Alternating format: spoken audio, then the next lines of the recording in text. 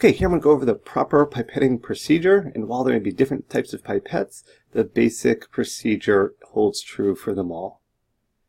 So pipetting could be the most important lab technique to master, so take time to learn how to do this properly.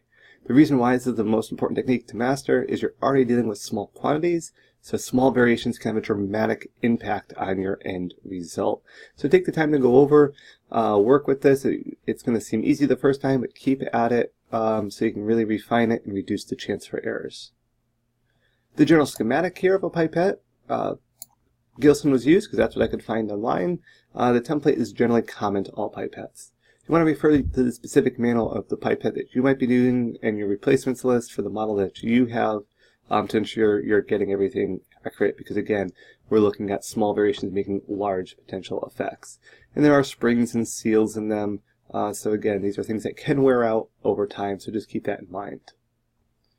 If you are working in a lab, I know pipettes can be expensive to purchase, but if you're going to be working in that lab, I would recommend you get your own personal set of pipettes to use.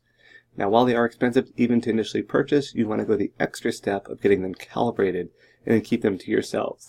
Not to sound selfish, but because these small variations can make a large change, you want to make sure that you have an accurate set so that your lab data is the most accurate and consistent as possible to reduce the potential for long-range work that you have to do to redo an experiment. Now, when pipetting, the number one reason for errors is actually distractions. So you want to ensure that you're kind of focused on what you're doing and avoid distractions. Your attitude's important. If you're angry, moving fast, and not following the proper procedure, that's going to cause skewing of the results as well. You need to ensure you're slowing down and taking your time, because rushing will equal mistakes. If you just kind of rush through it, I have to do all this, let me just get through it quick. It would be advised not to do it at that time, because again, you could be instituting more errors in the end. The basics of pipetting. Sources, typically, they can be held in the left or right hand.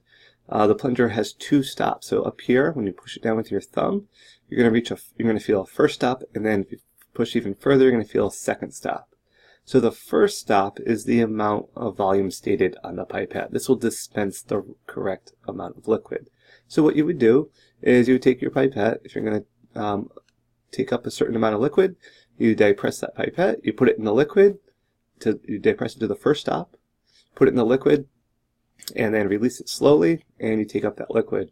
Now, to dispense it into another container, you're going to push down to feel that first stop. Just about all of the liquid will be dispensed, but you want to go on to the final and next stop, and that'll add a little bit extra air, and it'll ensure that there's nothing left in the pipette tip. Because that second stop is that extra to help dispense that liquid, and then you're going to let it return to its normal position. So when you go through and you feel this, you feel that first stop and second stop. That first stop, or the end result here to that first stop, will be the amount that is stated on the pipette, but there will be a second stop that will push a little extra air out. This is why, if you're being aggressive, you can push down beyond that first stop and take up more liquid and not properly assess the reading that's on the pipette, and you'll be causing a massive skew in your results. First step is to select the correct pipette. So it might seem, well, they're all pipettes, aren't they? You notice the tips on these are different, and that's because they're for different amounts. Select the one that's closest to your target volume, whether it's a larger, a mid, or a small volume. Select the right pipette if you have that option. Because while you're saying, oh, well, this one can do both, it may not do it as well or as accurately. Step 2 is to set the knob properly, and this is what I was talking about when you're setting that. The pipette knob will actually rotate and turn. Know the volume the pipette's used and the scale, so you're able to dial this in correctly. And a lot of them will say exactly what they are. This measures 10 to 100 microliters. This measures to 100 to 1,000 microliters. So just be aware of which one you're grabbing and set it properly. Step 3, have the tips in easy to reach area. These will be the tips because you'll be using a new one each time you go through and transfer the liquid. Make sure their arms reach out and out of the way of the experiment, but still close enough that you're able to use them. There's a robotic arm here, and all the pipette tips are located really close, and the different pipettes are here.